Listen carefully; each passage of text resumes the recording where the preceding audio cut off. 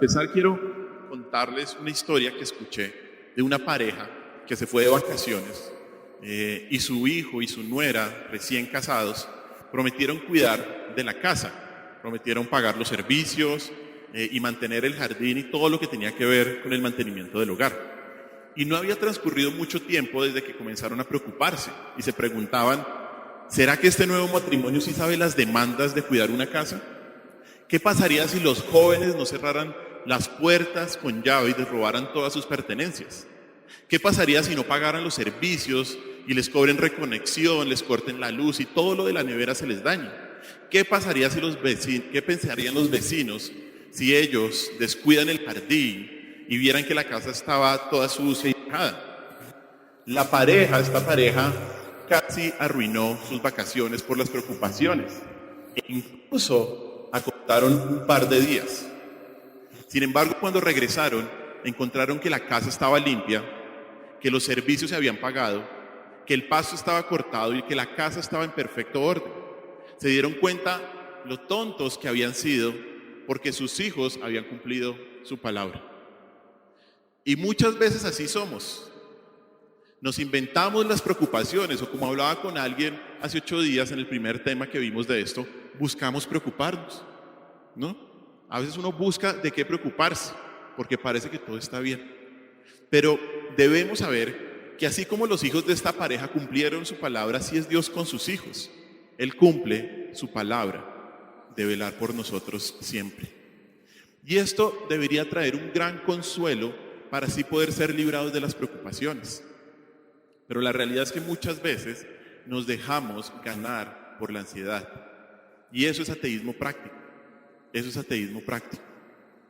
Cuenta la historia que una vez Martín Lutero estaba triste, deprimido, preocupado por las diferentes angustias que atravesaba porque estaba siendo perseguido. Martín Lutero fue uno de los reformadores que inició todo el movimiento protestante contra la Iglesia Católica. Pero hubo un momento de su vida en que estaba triste y su esposa Catalina lo vio. Y su esposa entonces se vistió con un vestido que era especial para los funerales, un vestido de luto. Y Martín Lutero vio a su esposa Catalina y le dijo, ¿qué te pasa, mujer? ¿Quién ha muerto que no me he enterado? Y su esposa le dijo, Dios ha muerto. Y Martín Lutero, el gran reformador, le dijo, ¿qué estás diciendo, mujer? No seas irreverente, Dios no ha muerto. Y su esposa Catalina sabiamente le dijo, pues parece que sí ha muerto por la manera como tú estás. Y es que una de las cosas que hemos hablado es que las preocupaciones son ateísmo práctico. Es decirle a Dios que no existe, es decirle a Dios que no nos cuida. Y la realidad es que muchas veces nos dejamos ganar por la ansiedad. Y eso es no creer en Dios. Y hoy vamos a continuar nuestro estudio sobre las preocupaciones y sobre qué estas traen, ya que deforman la visión de Dios. Así que acompáñenme a nuestro texto de estudio, que es Mateo capítulo 6, y una vez más vamos a leer los versículos del 25 al 34. Mateo capítulo 6, del 25 al 34. Dice así la palabra de Dios. Por tanto os digo, no os afanéis por vuestra vida, qué habéis de comer o qué habéis de beber, ni por vuestro cuerpo, qué habéis de vestir. ¿No es la vida más que el alimento y el cuerpo más que el vestido? Mirad las aves del cielo, que no siembran ni ciegan, ni recogen en graneros, y vuestro Padre Celestial las alimenta. ¿No valéis vosotros mucho más que ellas? ¿Y quién de vosotros podrá, por mucho que se afane, añadir a su estatura un codo? Y por el vestido, ¿por qué os afanáis? Considerad los lirios del campo, cómo crecen, no trabajan ni hilan, pero os digo que ni aun Salomón con toda su gloria se vistió así como uno de ellos. Y si la hierba del campo que hoy es y mañana se echa en el horno, Dios la viste así, ¿no hará mucho más a vosotros, hombres de poca fe? No os afanéis pues diciendo qué comeremos o qué beberemos o qué vestiremos, porque los gentiles buscan todas estas cosas, pero vuestro Padre Celestial sabe que tenéis necesidad de todas estas cosas. Mas buscad primeramente el reino de Dios y su justicia, y todas estas cosas os serán añadidas. Así que no os afanéis por el día de mañana, porque el día de mañana traerá su afán. Basta cada día su propio mal. Acompáñenme en una pequeña oración. Señor, te damos gracias por este día, gracias por poder estar hoy juntos para estudiar tu palabra, Dios. Ayúdanos a entenderla como tú la escribiste y ayúdanos a practicarla, Señor, para no ser solo oidores, sino hacedores, Señor, de tu palabra. En tu nombre hemos orado. Amén. Amén. Como vimos la semana pasada, esta sección está estrechamente ligada a la anterior, en donde el Señor exhorta a sus seguidores a no hacer tesoros en la tierra, sino en el cielo, y a que sea Dios y no el dinero quien gobierne sus vidas. La implicación es que una perspectiva equivocada del dinero y de las posesiones solo promueven ansiedad y preocupación en la vida de una persona. La ansiedad, la preocupación, la angustia, el afanarse son el resultado natural de cuando las esperanzas se centran en algo que no sea Dios y su voluntad para el ser humano. Y esta sección muestra que las demandas de este mundo, no solo a nivel financiero, sino en general, producen una gran preocupación en una persona a menos que aprenda a confiar en Dios. Y esta sección, estos versículos del 25 al 34, nos presentan 6 características nocivas de las preocupaciones que distorsionan nuestro concepto de Dios y hace que desconfíes de su cuidado para tu vida. Y ya hemos visto las primeras 2.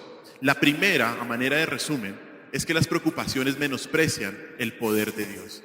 Las preocupaciones menosprecian el poder de Dios. Esa está en el versículo 25.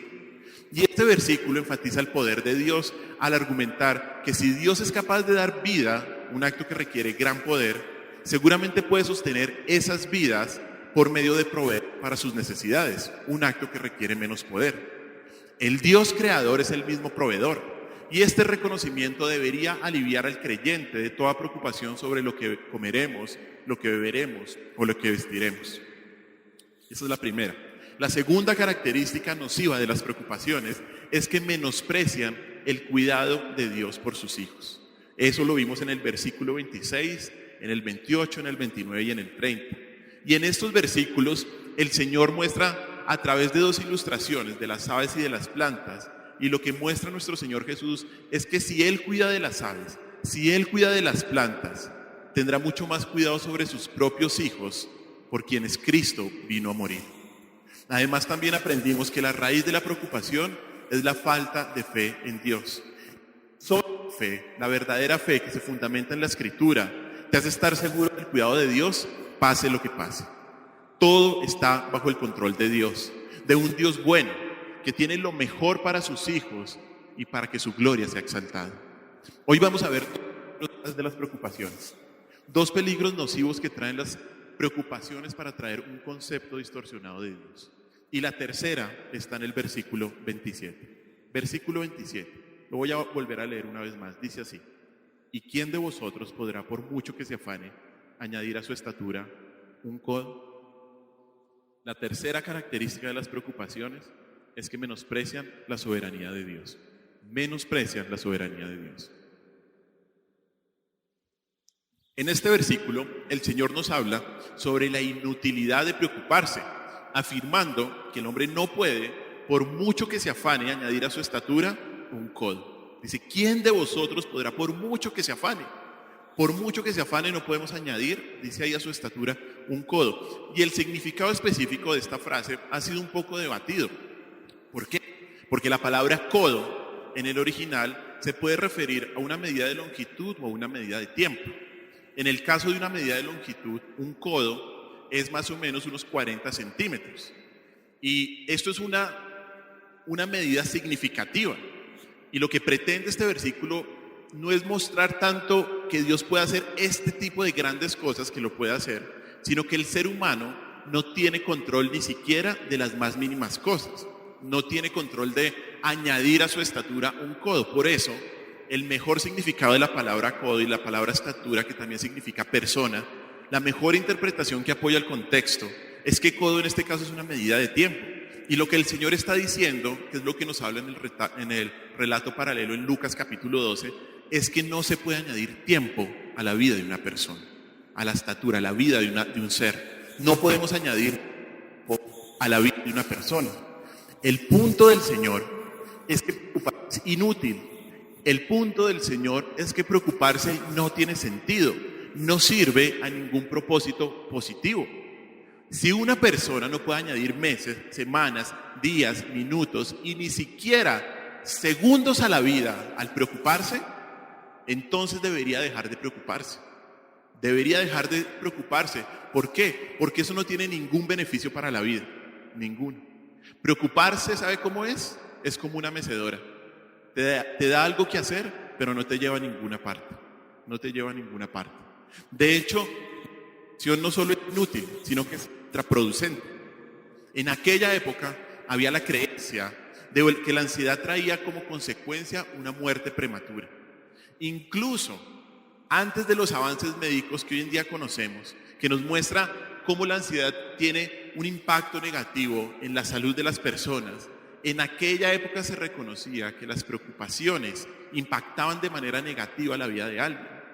Muchas personas de la audiencia del Señor habrían reconocido que en vez de añadirle tiempo a la vida de una persona, lo que hacía la ansiedad era realmente quitarle vida a una persona. Y esto es verdad hoy en día, porque en lugar de añadir tiempo a la vida, las preocupaciones tienden ¿a qué? A distraer. Y eso genera una pérdida de concentración que resulta ¿en qué? En la pérdida de tiempo. Tiempo potencialmente productivo. Y seguramente a usted le ha pasado. Cuando se preocupa más de lo que debería preocuparse, usted termina perdiendo el tiempo en cosas que perder. Obviamente no mencionamos los efectos dañinos para la salud. Y déjeme decirle, como dice el texto, nadie puede añadir una hora a la vida, o ni siquiera, si lo tomamos en el otro lado, ni siquiera un centímetro al cuerpo preocupándose. No podemos hacer nada. De hecho, la preocupación hace todo lo contrario. Reduce nuestra esperanza de vida y nos roba la alegría. La pregunta que debemos hacernos es esta: ¿la preocupación logrará algo positivo? ¿Será? Mire a la conclusión que llegó el salmista en el Salmo capítulo 42, versículo 11. Salmo 42, 11. Dice así el Salmo 42, 11. Y mire cómo empieza. ¿Qué dice? ¿Por qué te abates, oh alma mía, y por qué te turbas dentro de mí? Espera en Dios, porque aún he de alabarle, salvación mía y Dios mío. Y si usted lee todo el Salmo 42, usted ve que es una situación de angustia. Y él llega a una conclusión, porque el salmista empieza con mucho dolor, preocupación. Y él al final, ¿a cuál conclusión llega? ¿Por qué te abates, oh alma mía? ¿Por qué te turbas dentro de mí? ¿Espera en quién? En Dios, solamente en Dios. Preocuparse es inútil, hermanos. Pero aún más importante que entender que preocuparse no sirve para nada, es la convicción, y eso es el punto central de este versículo, que Dios es soberano sobre la vida humana. Dios es soberano sobre la vida humana y por eso no debe haber lugar a la preocupación. El punto central que nuestro Señor Jesús quiere resaltar es que no es el ser humano quien controla la vida. El ser humano no puede añadir ni un segundo, ni un milisegundo a su vida, no, sino quien es Dios, quien soberanamente controla absolutamente todo. Y en su gran soberanía, Dios ha determinado la duración de la vida de cada uno de nosotros. Dios lo ha determinado. Mire lo que dice estos versículos. Empecemos en Deuteronomio, capítulo 32, versículo 39. Mire lo que dice Deuteronomio, capítulo 32, versículo 39.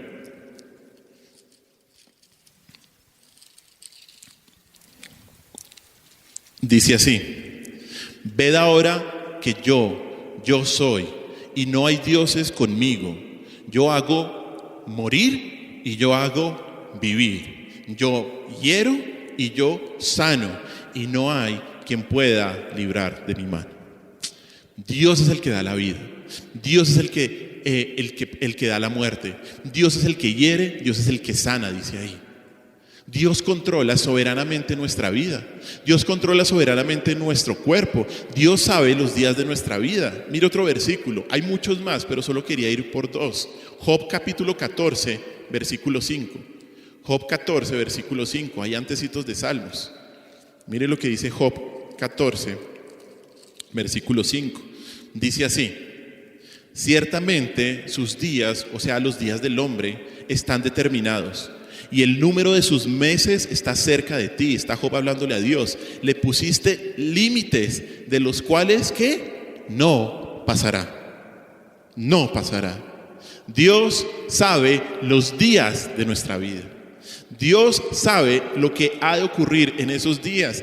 Dios ha determinado tanto el momento de nacimiento como el día de su muerte. Dios lo ha determinado. Dios controla soberanamente lo que sucede en la vida y el cuerpo de los hombres y cuida especialmente a sus hijos. Y debido a esto, la ansiedad por cualquier aspecto en la vida es ¿qué? Inútil. En el caso de la comida, la falta de ella no resultará en una muerte prematura. Y en la abundancia de comida no hará que la vida se prolongue. La supervivencia de una persona depende ¿de qué? De Dios. Depende de la soberanía divina, no de la ansiedad humana. Y al recordar el Señor a su audiencia de las limitaciones que tienen, de la incapacidad que tienen, el Señor también les recuerda el control soberano que Dios tiene y que es ese Dios en quien deben colocar toda su confianza. Y hermanos, esto nos enseña o nos da una lección muy valiosa, y es que no solo es inútil preocuparse, sino que las preocupaciones, o más bien lo que busca el Señor enseñarnos, es mostrar lo pequeño que es el hombre y lo grande que es Dios. No podemos hacer nada para aumentar segundos a nuestra vida. La verdad implícita es que Dios es más grande que las preocupaciones porque es soberano, y por eso la ansiedad no debe existir en un verdadero creyente. Las Escrituras nos enseñan desde el principio hasta el fin que Dios es absolutamente soberano sobre todas las cosas. De hecho, nada sucede, escúcheme bien, nada sucede sin su plan divino y su conocimiento previo. Nada. Dios conoce todo, Dios es soberano. Mire ahí también en Salmo capítulo 135, versículo 6.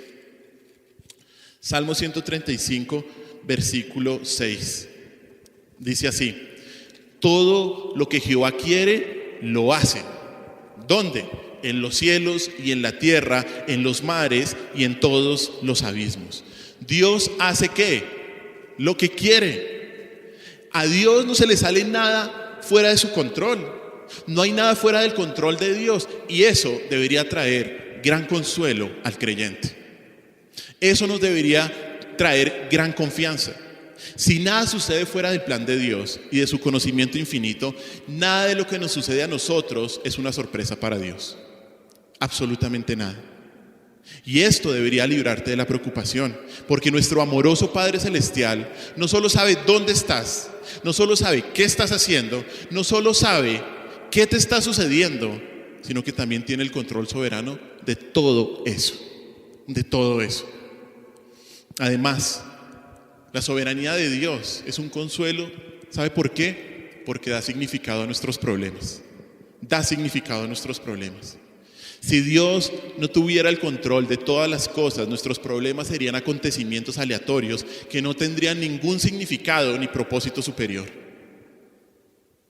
Pero el hecho de que Dios tiene el control de absolutamente todo significa que nuestros problemas tienen un lugar en el plan soberano de Dios.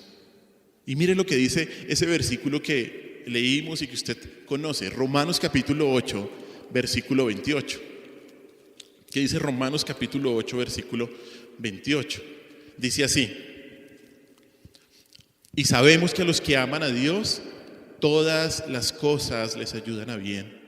Esto es, a los que conforme a su propósito son llamados. Todas las cosas, hermanos, ayudan a bien. ¿A quiénes? A los que aman a Dios. Y podemos descansar en el hecho de que nuestro Dios en realidad es capaz de hacer todas las cosas para nuestro bien, incluso cuando usted no pueda ver que a su alrededor eso sí esté pasando.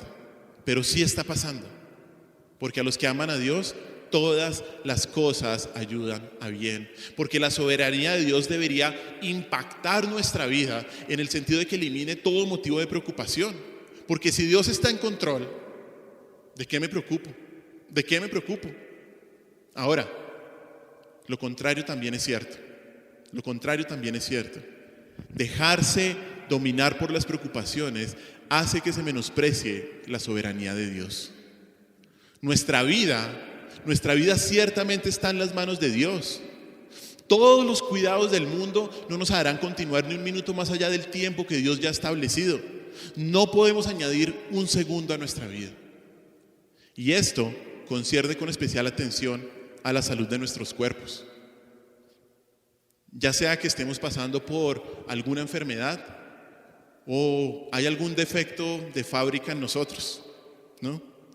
A veces nos hemos preguntado y seguramente nos hemos preocupado por la condición de salud que tenemos. Y luchamos en nuestra mente cuestionando la soberanía de Dios, porque no entendemos por qué pudiendo, Dios no nos sana. Porque Dios nos puede sanar, ¿cierto? Claro que sí. Dios es todopoderoso. Pero si Dios no lo hace, entonces ahí vendría otra pregunta que tendríamos que hacernos. Y es, ¿qué crees que Dios quiere que hagas acerca de esto? ¿Qué crees que Dios quiere que hagas acerca de esto? De que Él no te sane. Y mira lo que dice Juan capítulo 11, versículo 4. Juan capítulo 11, versículo 4.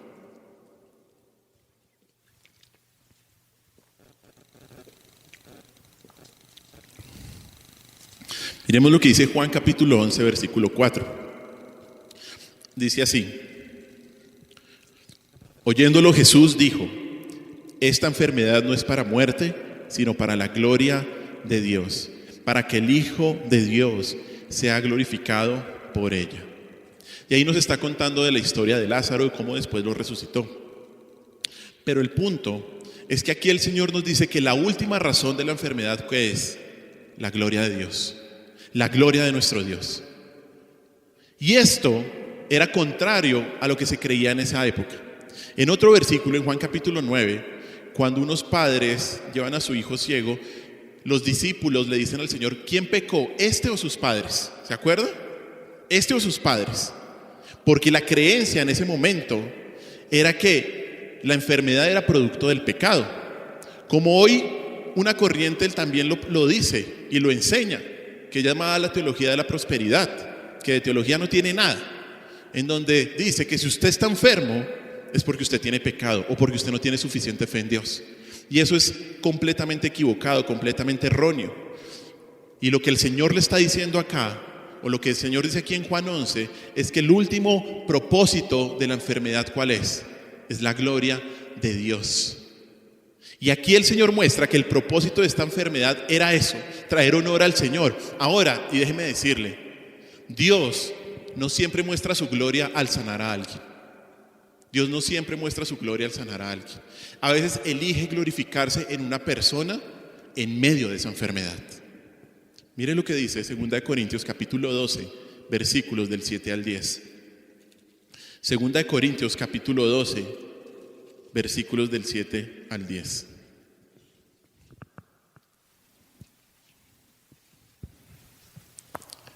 Mire 2 Corintios 12, capítulo 12, 7 al 10, dice así: y para que la grandeza, el que habla es Pablo, de las revelaciones no me exaltase desmedidamente, me fue dado un aguijón en mi carne, un mensajero de Satanás que me abofetee, para que no me enaltezca de sobremanera, respecto a lo cual 3 veces he rogado al Señor que lo quite de mí, y me ha dicho: bástate de mi gracia, porque mi poder se perfecciona en la debilidad.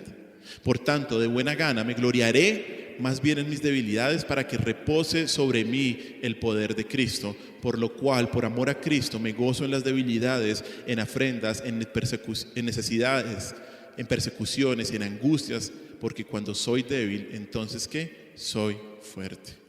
¿Cuál era el propósito de Dios para Pablo en dejarle esa debilidad? Su gloria, que el poder de Cristo se exaltase. Y muchas personas dicen que esto es seguramente un problema en los ojos que tenía Pablo, que después se relata ahí en Corintios, el aguijón. Hermanos, Dios es soberano y los propósitos de Dios son más importantes que recuperarse de la enfermedad. Los propósitos de Dios son más importantes que recuperarse de una enfermedad. Y superar la enfermedad, déjeme decirle, no es el propósito principal del cristiano. No. Mire otro versículo, Gálatas capítulo 4, versículo 19. Gálatas 4:19. Allá al ladito de 2 Corintios dice, y está hablando una vez más Pablo, dice: hijitos míos, por quienes vuelvo a sufrir dolores de parto hasta que Cristo sea formado en vosotros. ¿Cuál es el propósito del creyente? Que Cristo sea formado en nosotros. El propósito del creyente es que crezcamos a la imagen de Cristo. Ese es el propósito del creyente. Ese es el propósito. No ser sanos, no ser prósperos, no ser, entre comillas lo pongo, bendecidos con la bendición que buscan los gentiles, que ya más adelante vamos a hablar de eso. Claro que debemos ser responsables, y responsables con nuestra salud, y utilizar la gracia común que Dios ha dado a través de la medicina para buscar una solución a nuestras enfermedades, a nuestras dolencias. El Señor obviamente no condena eso, pero Dios, y escúcheme bien, puede glorificarse sanando la enfermedad, dejando la enfermedad o llevándose al creyente al cielo. Dios puede glorificarse. Mire otro versículo también que debe impactar nuestra vida. Éxodo 4:11. Éxodo 4:11. El segundo libro de la palabra. Éxodo 4:11. Dice así. Éxodo 4:11. Y Jehová le respondió: ¿quién dio la boca al hombre? Dice: ¿o quién hizo al mudo y al sordo, al que ve y al ciego? ¿No soy yo Jehová? Dios todo lo que hace es bueno, ¿cierto? ¿Y quién hizo al mudo o al sordo? Dios. Por lo tanto es bueno. Dios hizo al mudo y al ciego. Dios es soberano sobre la vida de cada uno de nosotros. Todo va a suceder de acuerdo al plan de Dios. ¿Sabe cuál es el plan de Dios?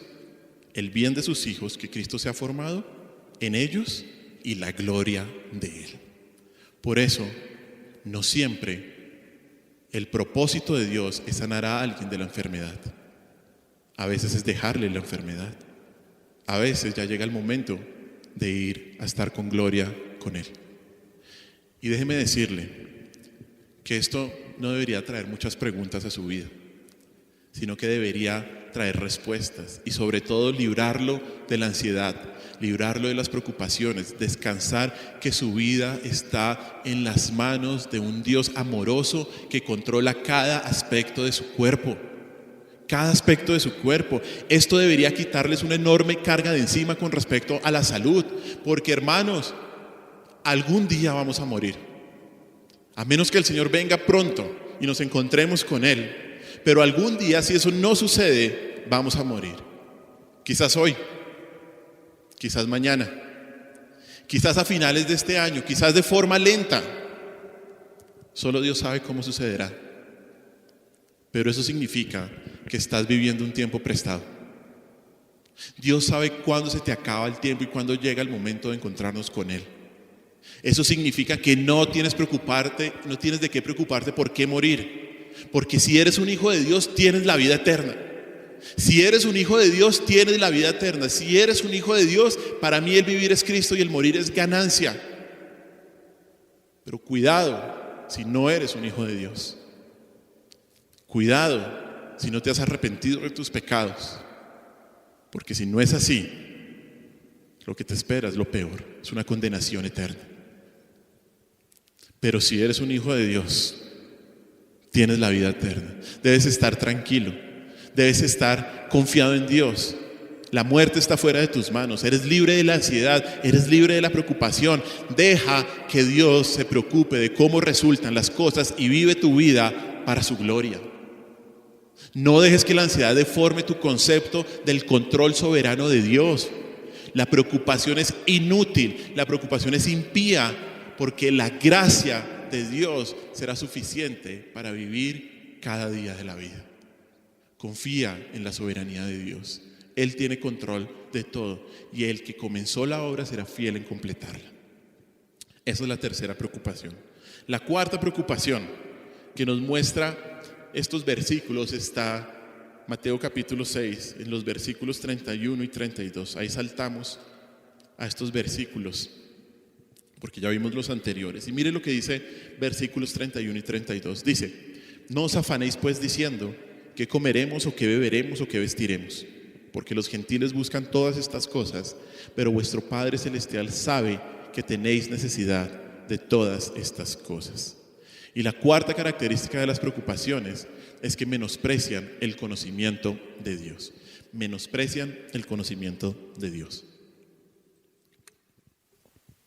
El versículo 31 en el original comienza con el pues. En el español la traducción, la palabra pues es la cuarta, pero ese pues igual capta correctamente el sentido. Ese pues muestra que debido a que Dios toma cuidado de los aspectos menores de la creación relatados anteriormente, o sea, cuida de las aves, cuida de las flores del campo, por tanto sus hijos no deben preocuparse por suplir sus necesidades básicas.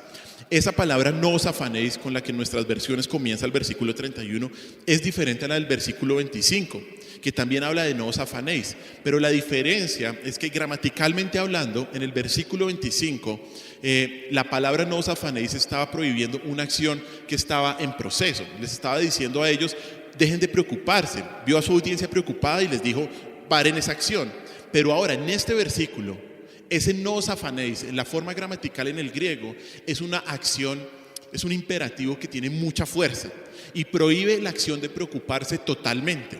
O sea, es una prohibición para nunca más volverse a preocupar. Y la manera como el Señor dice esto muestra que pase lo que pase, y escúcheme bien, la preocupación no tiene justificación. Pase lo que pase, la preocupación nunca es justificable para un hijo de Dios. Eso es lo que está diciendo el texto. Bueno, eso es lo que está diciendo el texto, eso es lo que dice la palabra de Dios, así que no me abra los ojos.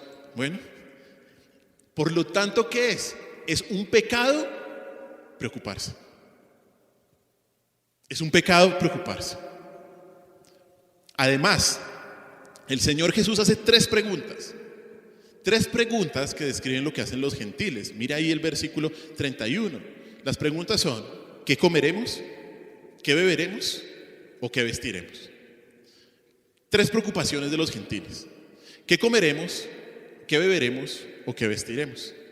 Y además, esa lucha se ve incrementada por las preocupaciones, por la palabra buscar. No os afanéis pues diciendo, versículo 31, ¿qué comeremos, qué beberemos o qué vestiremos?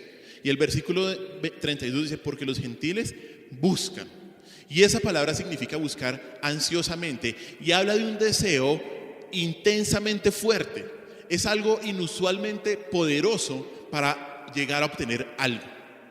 Y la declaración de Jesús, lo que nos está diciendo el Señor Jesús, es que está indicando que los gentiles típicamente tienen estas preocupaciones distorsionadas.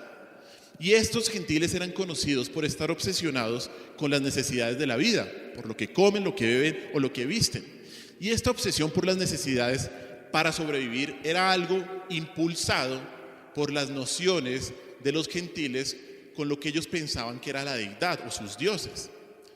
Dado que sus dioses eran sordos, mudos y ciegos, eran impotentes, muchos de sus seguidores creían que necesitaban hacer todo lo que pudieran hacer para suplir sus propias necesidades. Incluso algunos que creían que sus dioses podían proveer de alguna manera, ellos sentían que debían manipular o sobornar a los dioses. De hecho, en muchas culturas paganas de esa época se les llevaba era comida a las estatuas, pensando que esas estatuas se comían esa comida cuando eran los sacerdotes de esas religiones los que comían eso. Y no solo era la falta de credibilidad en sus dioses para proveer lo que impulsaba esta búsqueda desmedida de los gentiles, ni tampoco su deseo desmedido por las cosas terrenales, sino también la razón por la cual ellos buscaban.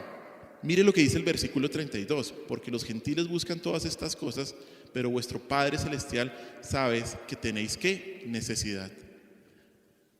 La razón por la cual los incrédulos finalmente buscaban todas estas cosas es porque no tenían un Padre que conocía sus necesidades. Ese versículo ahí, el versículo 32, dice: pero vuestro Padre. Los seguidores de Cristo tienen un Padre Celestial, pero los incrédulos no lo tienen. No lo tienen. Y por eso viven ansiosos velando por sus necesidades, ya que no tienen el sentido del cuidado paternal de Dios. No lo tienen. Por eso es natural que se concentren en lo temporal de sus necesidades. Ese pero muestra que, en contraste con los gentiles, los creyentes tienen un Padre que sabe lo que necesita. Y lo que el Señor está intentando decirle a sus seguidores es que ellos no deben estar ansiosos porque sirvan a un amo diferente al de los gentiles, que además es Padre que conoce sus necesidades. Ellos no tienen, los seguidores de Cristo, no tienen el mismo Dios que los gentiles, sino tienen un Dios que además es Padre. Y esa palabra necesidad creo que también es muy importante porque nos ubica. Esa palabra necesidad en el versículo 32 dice: porque vuestro Padre Celestial sabe que tenéis ¿qué? Necesidad. Y esto describe, como lo vimos hace 8 días, describe lo que se necesita para la supervivencia, en vez de simples deseos o caprichos. Y la enseñanza es que los hijos del Padre Celestial no deben estar consumidos con las preocupaciones por suplir esas necesidades. ¿Por qué? Porque el Señor sabe. Porque el Señor es un Padre bueno que sabe. Y hermanos, aquí hoy hay otro peligro que nos presentan las preocupaciones cuando vienen a nosotros. Y es que nos hacen olvidar de un atributo de Dios muy claro en su palabra, y es que Dios es omnisciente, que Dios todo lo sabe, y Dios sobre todo lo sabe con especial atención en sus hijos. Este es un atributo que conocemos, que sabemos, que hemos estudiado. Sabemos que Dios conoce hasta lo más profundo de nuestro ser, ¿cierto? Miremos lo que dice el Salmo 139. Miremos Salmo 139 y miremos los primeros 6 versículos. Salmo 139, del 1 al 6.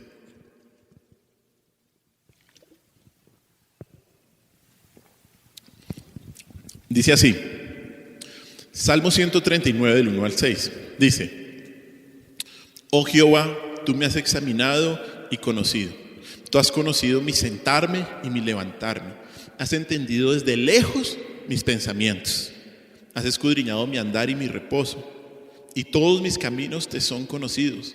Pues aún no está la palabra en mi lengua. Y aquí, oh Jehová, tú la sabes toda. Detrás y de delante me rodeaste y sobre mí pusiste tu mano. Tu conocimiento es demasiado maravilloso para mí.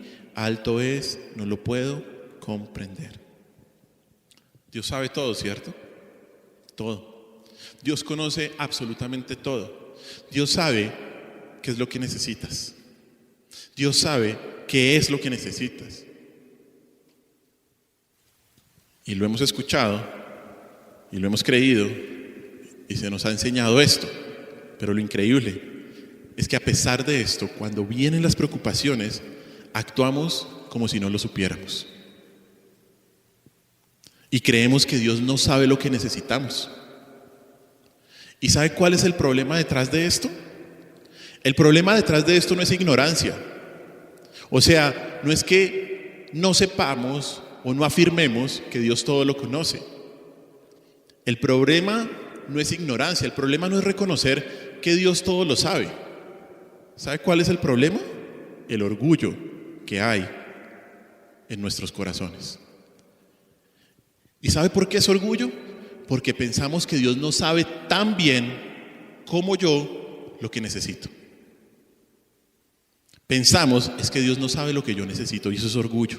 Entonces nos angustiamos, entonces nos preocupamos, entonces nos afanamos cuando no tenemos algo que creemos que necesitamos, cualquier cosa o persona.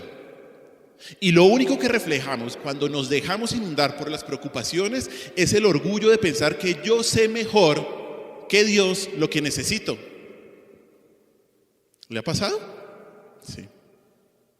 Sí. Y la verdad no es solo que Dios sí sabe lo que necesito, sino sabe qué más, que yo no sé lo que verdaderamente necesito.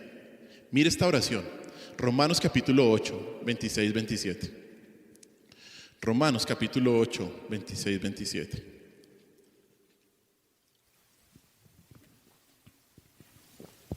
Y Romanos 8, 26, 27 viene antes de ¿qué? De Romanos 8, 28. obvio. Y Romanos 8:28, ¿qué dice? A los que aman a Dios, todas las cosas nos ayudan a bien. Y mira ahora lo que dice Romanos 8:26-27. Dice: y de igual manera el Espíritu nos ayuda en nuestra debilidad. Pues ¿qué hemos de pedir como conviene? ¿Qué dice? No lo sabemos. Pero el Espíritu mismo intercede por nosotros con gemidos indecibles.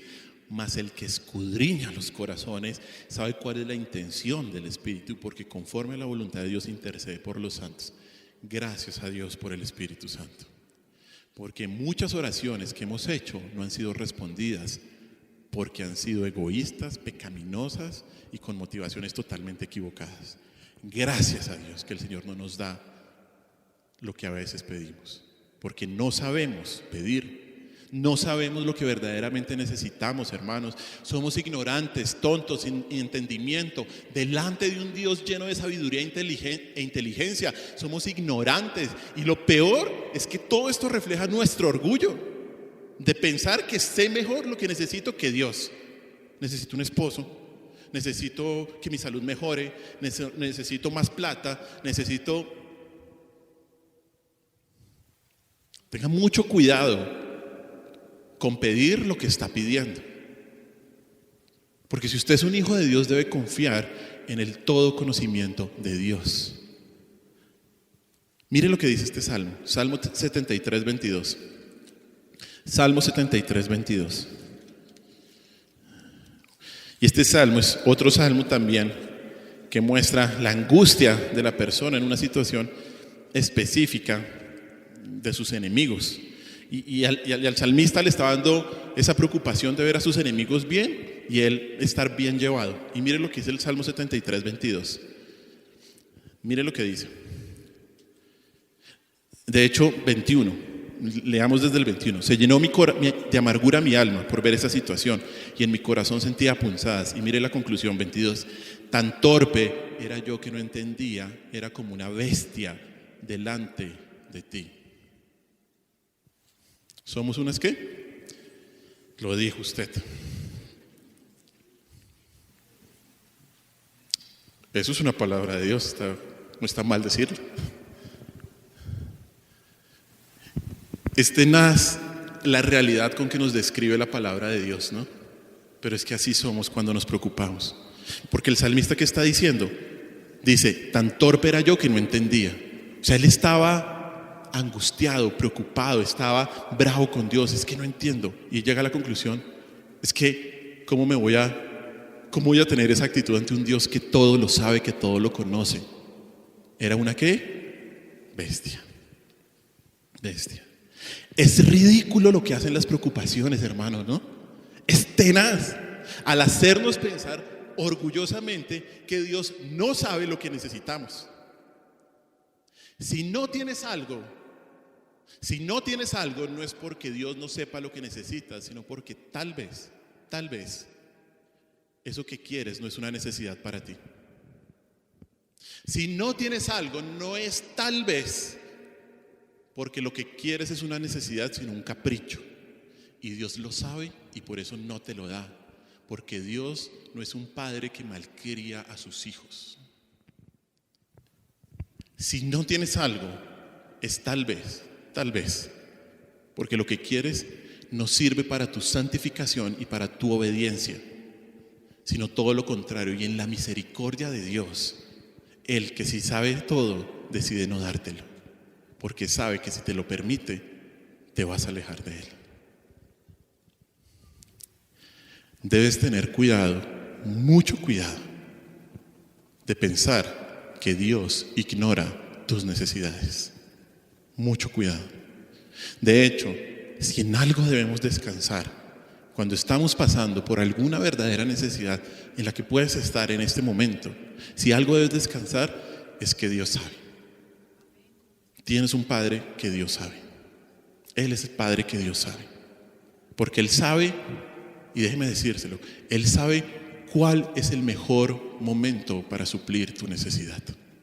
Él sabe en qué momento Él se va a llevar más gloria.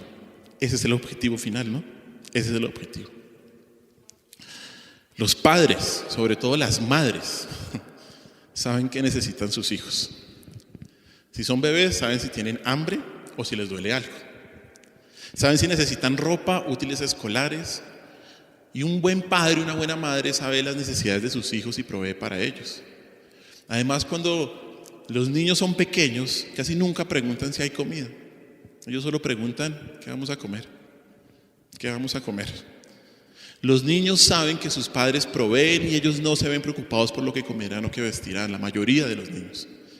Mira, si Dios es tu padre, Él conoce todo de ti.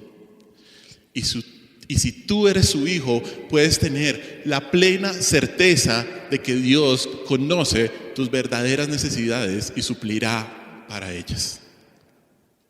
De hecho, una de las razones por las cuales en la oración modelo que el Señor enseñó, la petición es tan corta, danos el pan de cada día, es porque Dios ya sabe las necesidades de sus hijos. Dios lo sabe. Nos da la oración para poder depender de Él. Además, una enseñanza más con respecto a estos dos versículos 31 y 32 nos enseña que preocuparnos por las necesidades materiales y temporales, como lo hacen los gentiles, es impropio de un hijo de Dios. Preocuparnos por las necesidades temporales y materiales de este mundo es impropio de un hijo de Dios. Por eso también es una de las grandes razones por las cuales la teología de la prosperidad y todos los que predican esto, de que Dios te va a bendecir, te va a hacer un campeón y esto y otro, está tan mal y tan fuera de la Biblia. Esas necesidades o buscar eso es impropio de un hijo de Dios. El amor por las cosas materiales caracteriza a los que no tienen a Dios y de hecho en un sentido es razonable.